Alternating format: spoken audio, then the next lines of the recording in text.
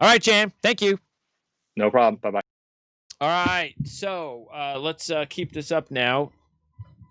Oh, it's out of here. All right. Let's keep this up now and talk about a few other things that I wanted to go over. I can put to bed the Seattle game. Garbage. Let's see. As far as the Ram game is concerned, a few things to note. They got up that 20-3 score on the 4th and 1. They ran Gore, and remember we had talked about the fourth down plays this season. It hadn't worked, but I got to tell you, in this situation, I kind of was, yeah, you got to run the ball, and maybe different. Yeah, and the time of the game, where the ball was, like we've commented about how we didn't like the way Gase was calling those fourth down plays, but they were like at the 20, the 25, that guy. But when they were at the goal line and it was just a couple of inches away, and they had a pretty decent time running the ball, wasn't like it was Gore was being, or even the offensive line was being manhandled in this game. I really, what did you trust?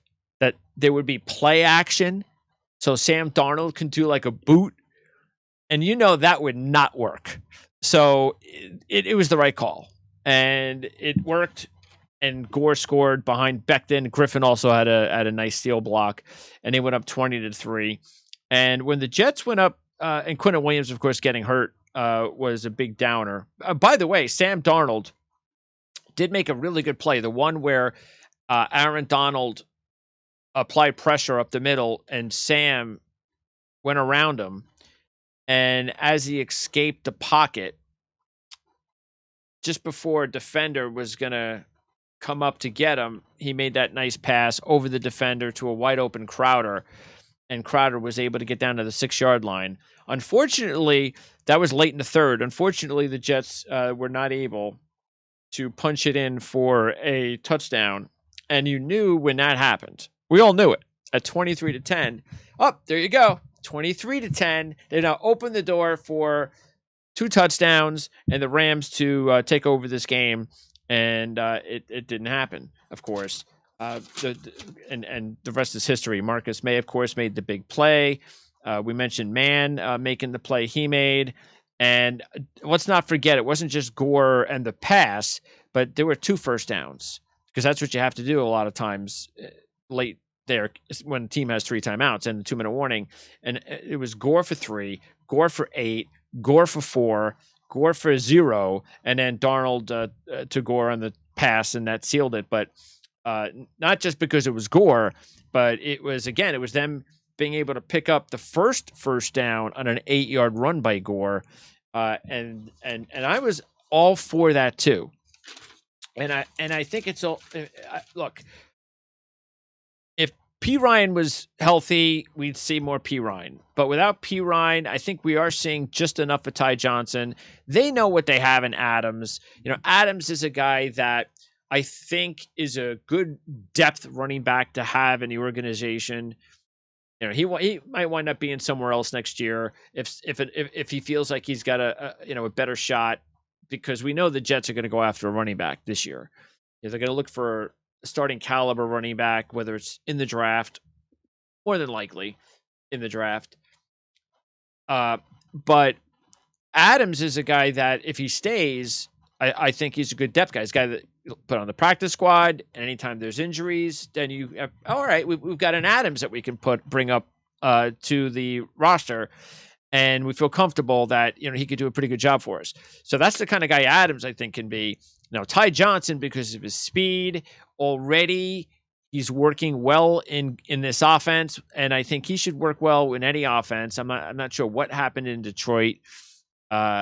I've been very negative about, look, they fired their head coach, which they should have, but Bevel is the offensive guy. But I didn't understand what they were doing. And the GM was fired as well. He drafted Ty Johnson, but it was about, why are you bringing Adrian Peterson in on this team? You have Ty Johnson. So why are you bringing Adrian Peterson on the team? You drafted Ty Johnson. As we saw a couple of weeks ago, Ty Johnson can run the football if you give him an opportunity. So I don't know what was going on there. If it was a system thing, maybe Ty Johnson needed to change the scenery, whatever.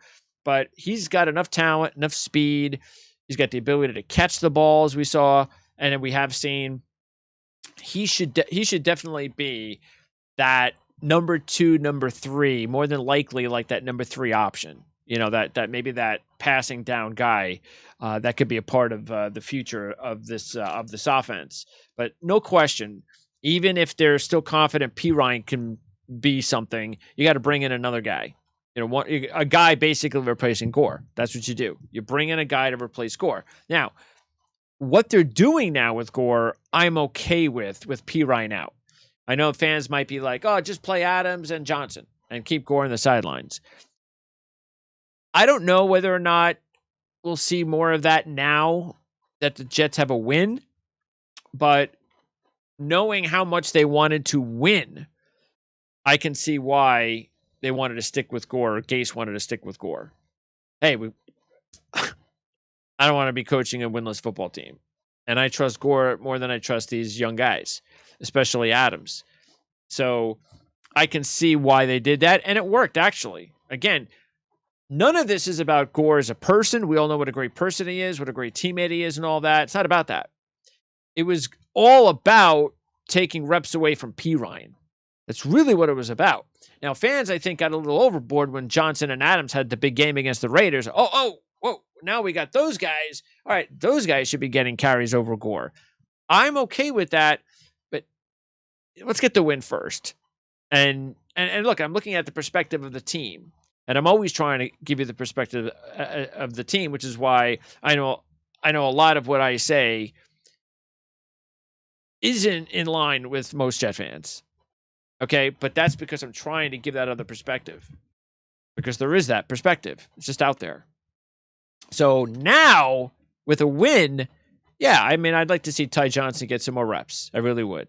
I don't really see the need for Gore to get the majority of the carries over the next couple of weeks. That doesn't mean he won't, but now I would. I'd like to see Johnson get more carries. But like I said, Adams, I don't know. I mean, if they don't, because if they felt Adams had the talent to be a key contributor for their running back rotation next year, then we would see more of Adams.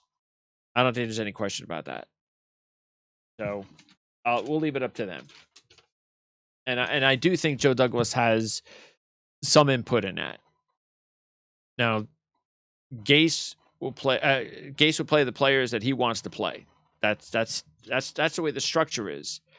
Douglas will give them the players they agree upon. Kind of Gase says what he wants. Douglas tries to go out and get those types of players. Then once the players are in, this is what Gase. If he wants Gore to play over Adams, then that's what he's going to do. But that doesn't mean that Douglas doesn't have some input on that. I don't think there's any question he does.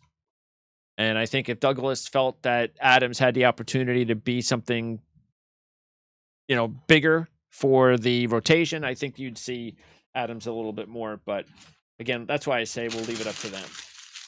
All right, Ram game down the drain. Now,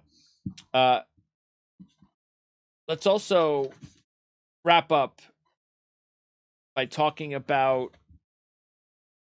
what I said at the open, which is, see the new slogan, green skies ahead. This is how I'm handling it. Sort of like what I said a couple of weeks ago with Joe Douglas. See, I have been and still am 100% on board with Joe Douglas. Because that's the difference between the way I feel about the direction of this franchise and a lot of other fans who are just not sure because they're just not sure about Joe Douglas. Because you can say what you want about ownership, and I understand what they're saying, but it's just because of who they've hired in the past, okay? But at this point, it doesn't matter anymore. It's sort of like when Bill Parcells came on board. Okay, eventually, hopefully you get it right. And here, with Joe Douglas as the GM, they've got it right. And which is also why I was willing to forgive Christopher Johnson for waiting until after the draft to get Joe Douglas. Because look, I'm not saying it was the right way to go about doing it, but I was willing to bypass that because of do I wait for everybody else to get into a bidding war with Joe Douglas, or do I, in other words, I've made a mistake already. Maybe I should have brought in or tried to get this Joe Douglas guy before the draft. I've already made that mistake. Do I compound one mistake to bring in another? And I have to say that's part of why I was, look, you made a mistake. You didn't make that second mistake. So you wouldn't make the move. You didn't care about what everybody was going to say because you knew what everybody was going to say. Now you bring in Joe Douglas. I believe they've got the guy. This I don't get.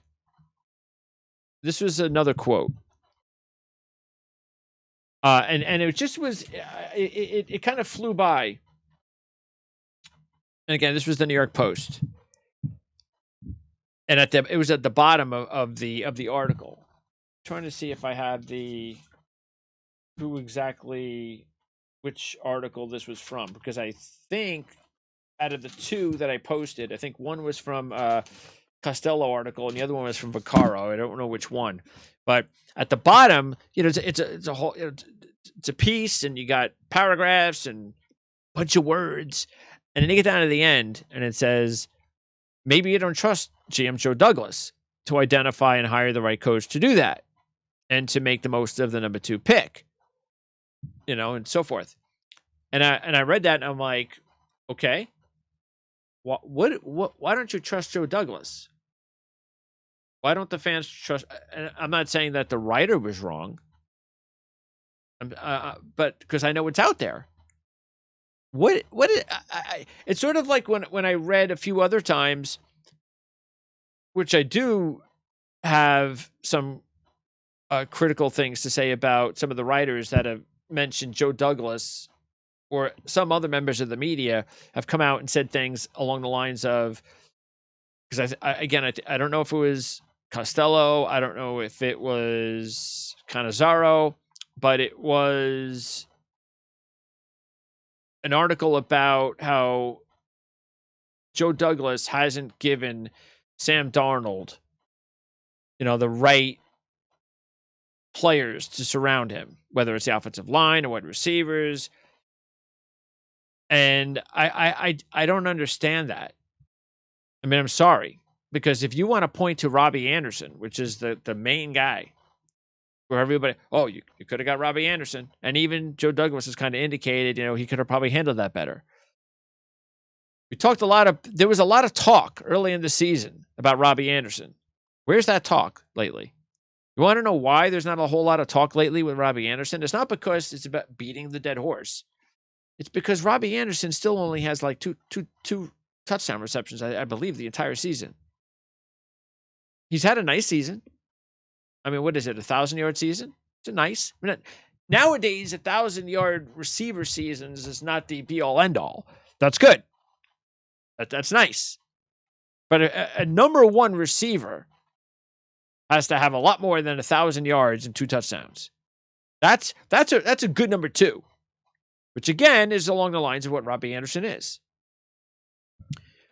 But where's all the talk about Robbie Anderson? And Joe Douglas let Robbie Anderson go and didn't give him the proper talent around him. And who's to say that if Robbie Anderson was with the Jets, that he wouldn't have fallen into the same injury issues that the rest of the unit had? Because just because he was healthy in Carolina didn't mean he would have been healthy with the Jets. So even if he's on this team, what other mistakes?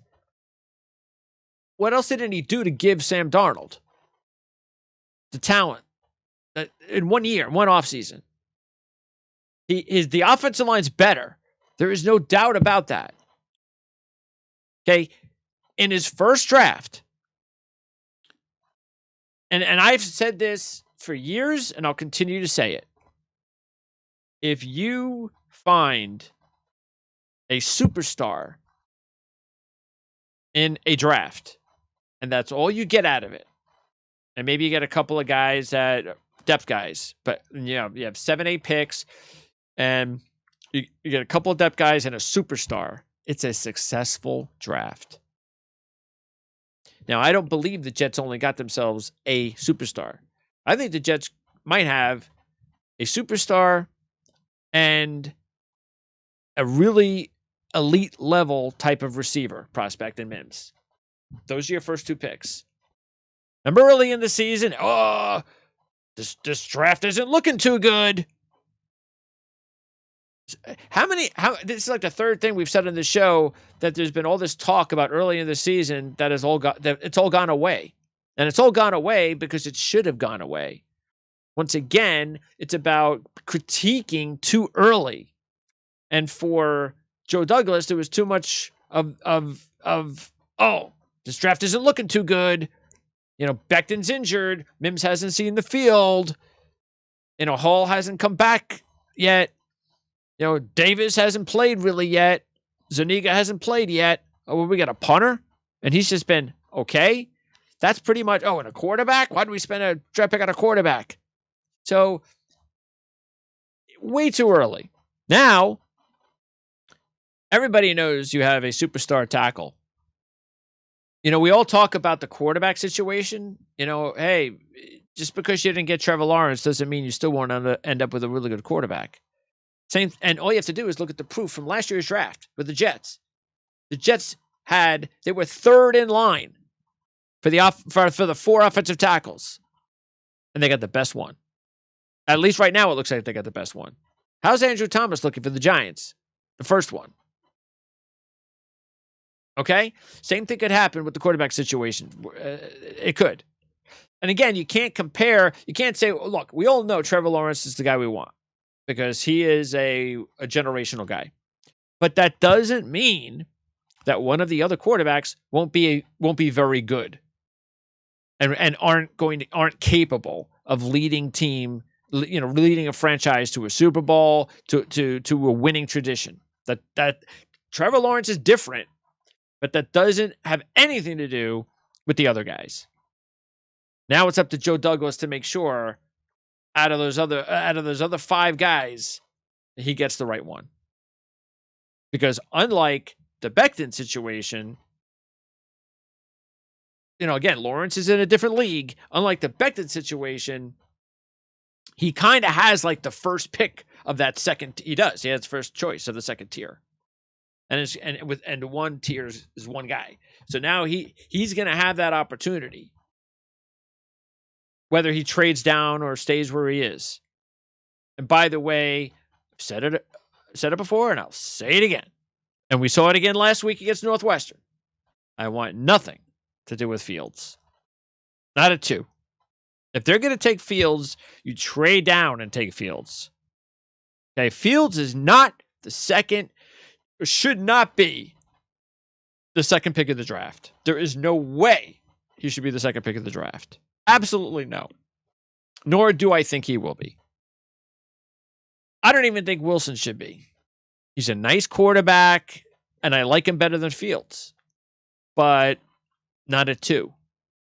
And I don't think any of those quarterbacks should be picked at 2. And I don't think they will.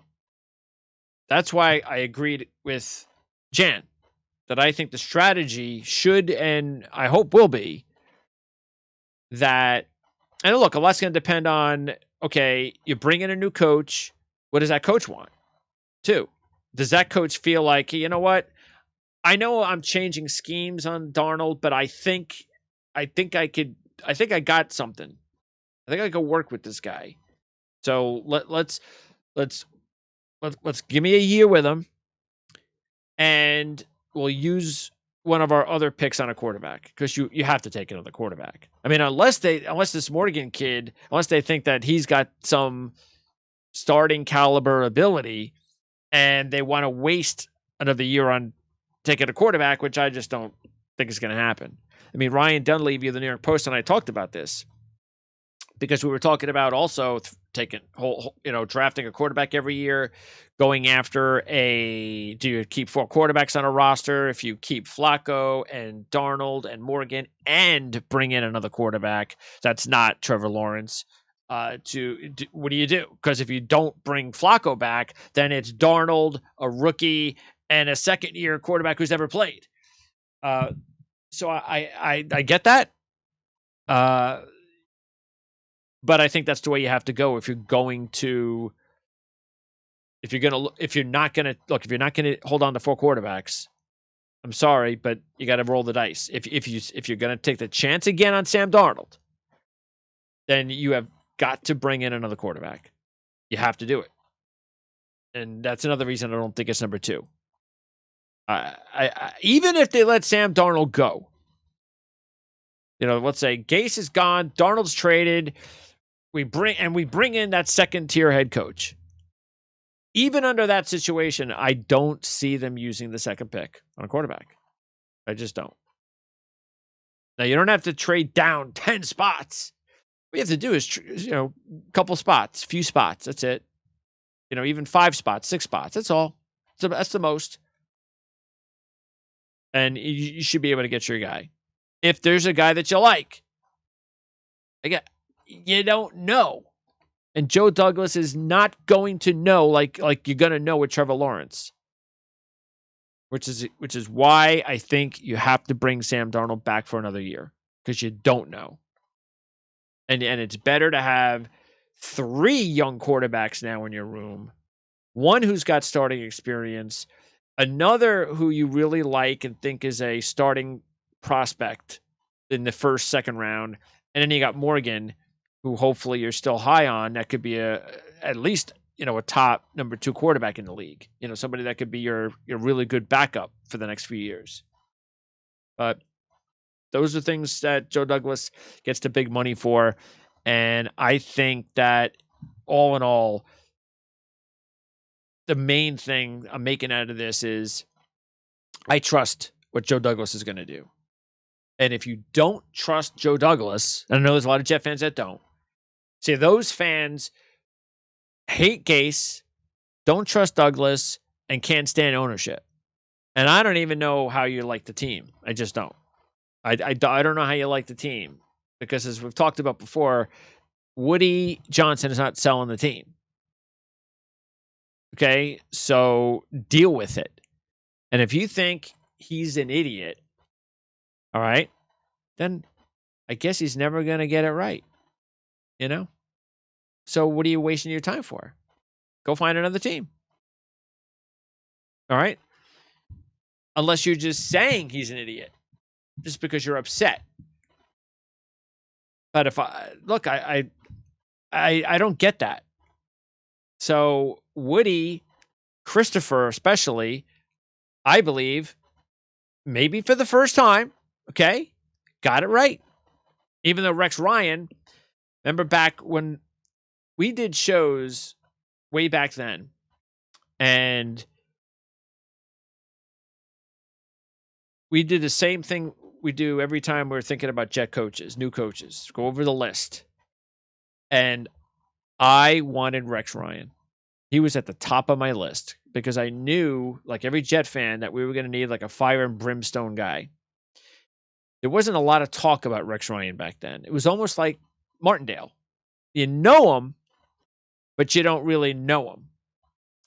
But I did my homework, and I thought, hey, this is the guy I want here. So I was completely on board from the start with Rex Ryan. Almost in the same way with Gase, where I was on board early.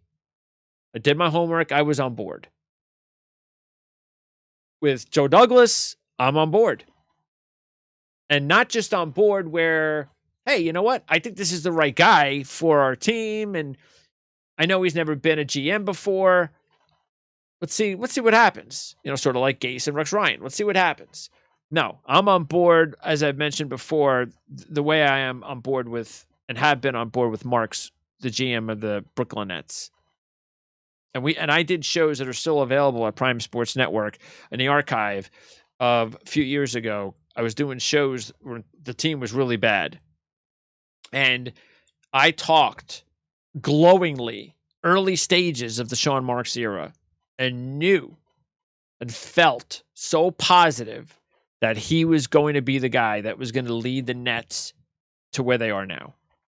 It is this. I am like 90 to 95% with Joe Douglas where I was at the time with Marks. See, the reason only is because Marks had already started making really good, smart moves. Joe Douglas just hasn't had that time yet. But this offseason will cement it for me, where I'll go from 90% to 100%, or I'll take a step back after this offseason and go, I didn't get it right. And now I'm not sure. Doesn't mean he won't be good, but now I've got to, because even when he didn't resign Robbie Anderson, I was okay with that. I understood what he was doing. So, but yeah, I mean, do you want Robbie Anderson back? And I've said this before. I said it with the kicking situation. I don't know exactly what they're thinking, what's in their minds as far as where they need to spend their money. But when you're a team like the Jets are, see, Myers is having a really good season in Seattle, even though he's not having the type of season, nor will he ever have the season he had with the Jets. Okay. But he was a weapon, like Roberts was for us back then. They were weapons for us in the kicking game and so forth. And Robbie Anderson was a nice piece because he had good chemistry with Sam Darnold. But if, let's say we spent that money and kept Myers, Roberts, and Anderson, where would this Jet team be right now? You want to say 3-11, 3-12? I'm going to go 4 wins. See what I'm saying? At this stage where the franchise is, I'm not concerned with all of that. And I understand the process of, hey, I need to spend money where it needs to be spent at this point in time, which is why whether Gase was totally against Le'Veon Bell being here or not, you knew what the idea was. And I kind of understand that too. Same thing. At the stage of where we are, and look, every coach is different. Some coaches just will never spend big money on a running back. That's just not, I don't think it's necessary ever. But other times it's not the time. Even though most people, coaches, GMs don't think it's ever a good time anymore to spend money on running backs. It's just the way it is. But anyway, the fact is, I am on board with Joe Douglas. I have been, and anybody who doesn't trust Joe Douglas doesn't know if he's the right guy after a so far successful first draft. And I don't want, and again, an off season that it's all about Robbie Anderson. That's it. Because Perryman hasn't been healthy, number one. Number two, when did Perryman actually start to make impact plays? When Joe Flacco came in and found him deep, which is what Perryman's game really is. Okay? So that doesn't, and Perryman's been banged up a lot this year. We still don't know. And I still think Perryman is somebody that they could bring back next year on the cheap until we're completely sure we have a number one guy. And then you take a look at Mims, which is a draft pick. Crowder is already there. Herndon's already there. So you go into the season, and even if you had Robbie Anderson instead of Perryman, you have enough talent at receiver where you shouldn't have one win. All right, I mean, look at Cam Newton. As bad as he has played at times this year, his receivers are Jacoby Myers and Damian Byrd, and he has nothing at tight end. Okay, so the Jet receiver package is good enough that you shouldn't have one win. And Sam Darnold has enough of weapons now to look better than he has. Because that's why I don't want to hear that that Joe Douglas has not given Sam Darnold enough. And the offensive line, again, as I said, is better. So you've improved the offensive line for Sam Darnold, and you have the necessary weapons to not be a one-win team. I'm sorry, but this is not about Joe Douglas. There is nothing, especially last year. And look, I know the Jets have a lot of holes, but you don't have to spend your money on big ticket guys. You could still spend your money and spend a lot of it and bring in, because then this is how he's going to build his team. He's going to end up spending, say, he's going to bring in like 7 or 8 guys, impact guys, guys that'll be starters, guys that are top depth guys, key contributor players that he could spread that cash around instead of giving 1 or 2 guys the same amount of money. That's what he's going to do. So forget about Juju Smith. It ain't happening. See, remember I just said I'll revisit this Joe Douglas thing in his office after this offseason. If Joe Douglas were to sign Juju Smith, then that's where I start. Oh, but I can't see it happening. Okay, because I just don't think he's that stupid to sign Juju Smith for number 1 money. So I don't really see that happening. We'll go over all the key free agents, and especially once you start seeing who's going to get cut, and because we could sit here all day and talk about it, but you really don't know until the season's over and you get an idea of who's not going to be around because of cash and whatever the case may be. So that's something we'll get into later, but we'll spend a lot of time on it, no question. Same thing with the draft. We'll spend a lot of time on the draft. We are going to spend boatloads of time on the draft. Right now, the Jets have 6 picks in the top 100. That's awesome. That's great. I mean, the draft capital the Jets have right now is really, really good, and that's thanks to Joe Douglas. So he's already done a really good job of putting this team in a position where he can build his team. And now we'll wait and see how it goes. Also, and this is important, if there's going to be a time where, kind of along the lines of what Jan was saying, with if there were fans in the stands this season, then you could be rest assured that there definitely would be no Adam Gase. And by the way, I think that's the reason why most fans feel that way too, because it's almost like for them, it's like they are at the game. Individually, they all feel that, hey, if I was at the game, this is how I would feel. So I know that the ownership has to feel that way. Well, I've said over the last few weeks, no, I don't think they do feel that way. And I do still believe, remember, this is important. Saying that I think Adam Gase has got a 25% chance of coming back means there's a 75% chance in my mind that he's not coming back. Okay? So try to understand where that. Okay, it still doesn't mean that I think he's coming back. Okay? I'm just trying to give you a little insight into what I think is possibly going on behind the scenes that the casual fan just doesn't think about. And it also doesn't mean that I want Adam Gase over Matt Campbell or Bill Cowher, because I don't. Again, if the Jets can bring in a really good head coach, one of those guys that has proven themselves, I'm all in. It's what I want. Especially, and I know it looks like Salah's going to Detroit because he's got ties to Detroit and he's a defensive guy. It's probably not what the Jets need to do. But if the Jets hired, say, if you'd say Salah over Gase, I'm on board. I just think Salah's going to Detroit. And I don't see that, that fire and brimstone guy that is equal to Salah. I just don't see him. So,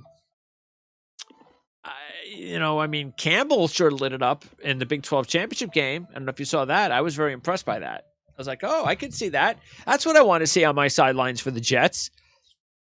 If something really happens and you got this guy sticking up for your team, I'd like to see that. So again, all this doesn't mean that I think Adam Gase is coming back, nor should he. Just warning you. That's all. But as I was saying, this is a COVID season. If you're going to have a season as bad as this, then this is it. Nobody wants to have a season like this as this fan. But it's over. We got 2 more weeks to go, and it's over. And if we're gonna have a season like this, if we're gonna have, because in my mind, because I believe in Joe Douglas as much as I do, this is it. This is the last season we have like this in a long time. And if it's gonna happen, this is the perfect season to have it. Because it's a mess. I don't care what anybody says. Sure, it's better off than the excuse for a playoff situation that went on in the NBA or Major League Baseball or even hockey. I'm sorry, but especially baseball. I mean, please. If you don't think there's this biggest asterisk you can find for all three of those sports for winning a championship, especially baseball, then you're a Dodger fan, or you're blind, or you're such a diehard, say, baseball fan that you're blind. Because there's a huge asterisk, and for that part, there'll be an asterisk for this season too. I'm sorry, but for what, say, a team like the Steelers, how do we know that the Steelers wouldn't be better if the COVID thing didn't interrupt their season when it had nothing to do with them, with their players? How do we know? We don't know. That definitely, I'm sure there's a lot of Pittsburgh fans that feel that their team got a raw deal. And fans impact games. And we've seen, look at what happened at Denver with COVID. And there's been, and injuries definitely occurred earlier this year, maybe and impacted players maybe a little bit more than normal because of no offseason. And not having rookies that were able to really help out the team the way that certain teams needed their rookies to help them out. Or if you bring in a free agent and you need that free agent to gel with the rest of your team, and he can't because he doesn't have the offseason time. Everything was impacted. This is not a normal season. And I don't care who wins the Super Bowl, there will be an asterisk. It'll be much smaller than the other three leagues, but it'll be there.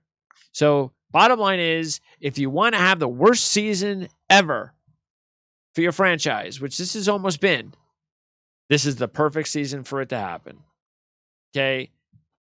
That's behind us. In a couple of weeks, green skies ahead, and we can start looking at some great off seasons of draft capital and enjoying all the new young players or key veterans that are going to join the team. This is going to be a lot of fun. And I wasn't on last week, but I know there were fans that felt the way I did regarding Sam Darnold's comments about, it's not up to me. I want to be here the rest of my career, but it's not up to me. But I felt the same way that I know a lot of other fans did, that were basically like, if you want to be here, then go out and start playing better, win some football games. You do have control. And that's right. You did. I'm just looking at this right now, and I can see I got a spelling error here. I'm looking at this right now, and I got a spelling error. I can't even get that right. Spelling error. Where's my? That's why I was saying at the beginning of the show that the reason why we didn't do it. The main reason we didn't do a show last week is I've had so much. We've been putting all these new templates together.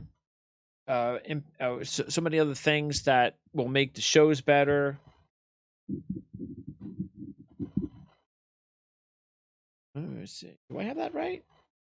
Oh, you know what it is? It is right, but I'm looking at it because of the way the font is. Okay. Yeah, I'm writing this here, and I'm going, wait a second, that is the way you spell it. You know, sometimes you have to write it down to know. Anyway, I'm glad I didn't misspell that. That would have looked stupid.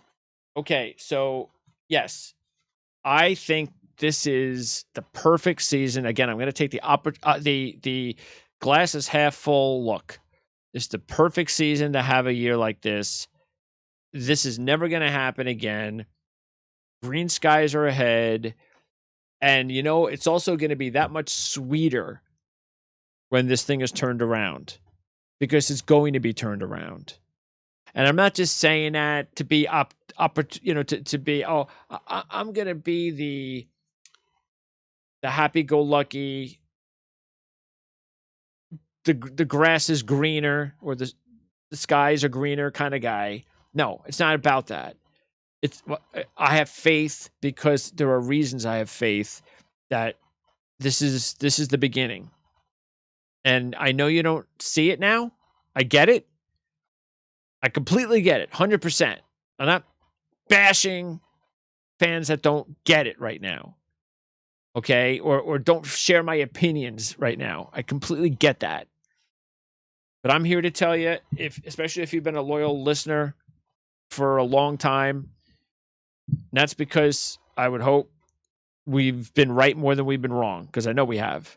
And I feel very confident that this is the beginning of something that's going to be a lot of fun. There's going to be a lot of good times ahead. And I hope the fans are going to be able to play, to be able to watch the team next year, because next year is going to be the beginning. And, Ryan Dunleavy brought up Doug Peterson. If the Eagles were stupid enough to fire him, because that was one name that we did not talk about.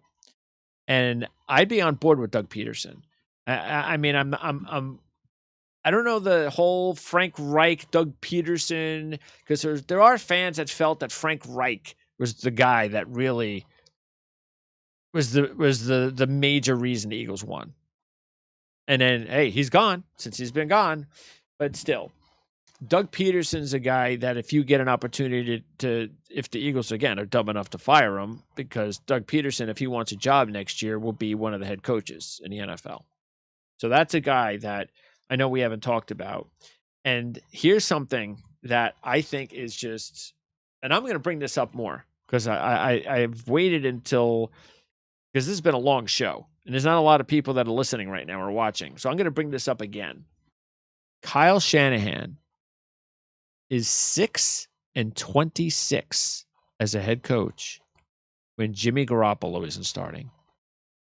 The genius, Kyle Shanahan, 6-26 without Jimmy Garoppolo. If you look at it seriously, before last year and this year, the Niners haven't done anything with Kyle Shanahan except last year's run to the Super Bowl. That's it. So sort of like Eli Manning's career. Okay? And I bring that up specifically because what's going on with this football team and their head coach. When you don't have the proper players, there's only so much you can do. And I don't think Kyle Shanahan's a bad coach. I think he's a good coach. Is Matt LaFleur, is his record anywhere near that without Aaron Rodgers? Of course not. I mean, if you switch Gase and LaFleur, I'm sorry, I don't see much difference. I think the teams are doing pretty much what they're doing. That's the way it is. But I also said in the beginning of the season, sometimes that just isn't enough, though. And I hold to that. Meaning, hey, you're going to have injuries, and sometimes bad luck, you have it. And even Adam Gase came out and said, what was it, last week? He hasn't done enough. Which, by the way, is another reason I like Adam Gase. I know the media ripped him for saying that. Oh, he's just opened the door now for sure to get fired. But that's why I like Adam Gase.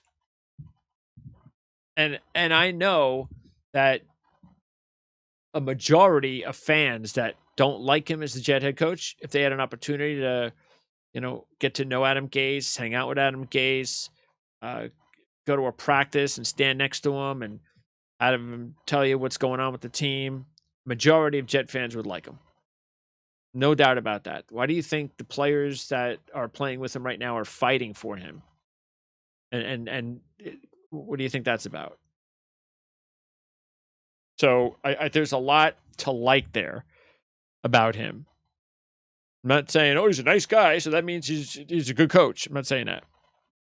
I'm just saying there's a lot to that's why there was a lot there to like and to say, okay, let's see what he can do. It hasn't worked out. And I just hope the Jets get it right. That's all. And I hope it ends up being somebody that has got credentials. And that includes Eric Bieniemy too, by the way. I don't want anything. I said this, well, not anything, but I don't think that Jet fans should be, all right, we got Eric Bieniemy. Yes. Until he proves it, okay? It's just another guy, another assistant coach from a tree. You know, one of those. I mean, how many guys have been successful on these coaching trees? The majority of them haven't been. It's still hard just because remember, he was third in the pecking order. Reed, Nagy, Bieniemy. And how are things working out with Nagy right now? And Nagy was ahead of Bieniemy. So I don't want to get into this. That's why I never mentioned Bieniemy. It's proven guys like Lincoln Riley, Matt Campbell, it's Bill Cowher, it's guys like that, or Doug Peterson if he becomes available. Those are the coaches I want on this team. If the Jets can't get those coaches, and I have to sit here for a couple of weeks with Gase fired and see them bring in Greg Roman, Wink Martindale, and guys like that, I'm going to be downright nervous to hell. Sorry. I mean, because I don't want to go backwards, man. And I know, you won 1 or 2 games. How's that back? I'm telling you, you bring in another coach that doesn't get it right. I would rather wait until next year when there are maybe better candidates. Maybe if you actually improve and all of a sudden there's an extra year of Joe Douglas proving that he's bringing in the right guys, but this Adam Gase guy is just not working. I mean, look at all the talent I've got now, and we've got another 5-win team here in 2021. All right, well, that's it, Adam. But now I've proven myself more. Now, some of these guys, like a Matt Campbell, let's say they weren't sure yet. I need more proof. I'd rather go down that road. Go another year, get the right guy, superstar guy, then give it to another middling kind of guy that is just not going to really be. He's got no credentials, no head coaching credentials, and here we go again. And then, we can't fire him after 1 year. We got to give him another shot. And then all of a sudden, you're within. We won 7. We made an improvement from 5 wins to 7. Let's go give him another shot. And then we're in this thing for another 3 years with the wrong guy. You have to get it right. Can't just fire a guy to fire a guy. Get it right. And that's what I want to see happen. And because Joe Douglas will get the opportunity to make that hire too. That'll be his first hire. Okay. I'm okay with that. I am a little bit worried about the Baltimore and Martindale connections, I'll tell you that much. But hey, he also was a Philly guy and Doug Peterson, so that'll be interesting. We'll see how that goes. But hey, look, it's going to be a lot of fun. Remember, this is our season now. 2 more weeks to go, and then it's our season. We're going to be outside of Jacksonville can go ahead and draft Trevor Lawrence, and anybody could do that. We could have done that. All 32 teams could have done that with the first pick, kind of. You know what I'm saying? But Jacksonville, you were thinking that Trevor Lawrence was going to have an issue coming to New York? I mean, he's going to go to Jacksonville, man. Their ownership and the way they've run things down there, they need a new GM now because the way they've run things, it is not good in Jacksonville. Compared to the Jets, just look at the history, man. Jacksonville doesn't have a history. Nothing. I mean, at least we have a history. We just happen to be in the worst moment of it. But at least we have a history. We have winning history. And before this bad 11-year run, we were one of the pretty decent teams in the NFL that, we go to the playoffs a few years here and there, miss it for a few years, go to some championship games, things of that nature, come close to getting to the Super Bowl. Not like Jacksonville. So it's going to be a great offseason. This is going to be the place to cover it. I'm going to have a lot of fun doing it. And the draft, again, that's really where we're going to stand out, thanks to our lads, of course. So we're going to have tons of scouting reports and breaking down players and film and all that stuff. It's going to be a lot of fun. And then, like I said, we'll also obviously start it off with free agency. So, hey, I've made up for not having a show last week with 2 shows in one. We'll be back again next week and the week after to wrap up the 2020 season, the COVID season. And then it's green skies ahead. So for Jan Levine, I'm Greg DePalma. This is Jets FM. We'll see you next week.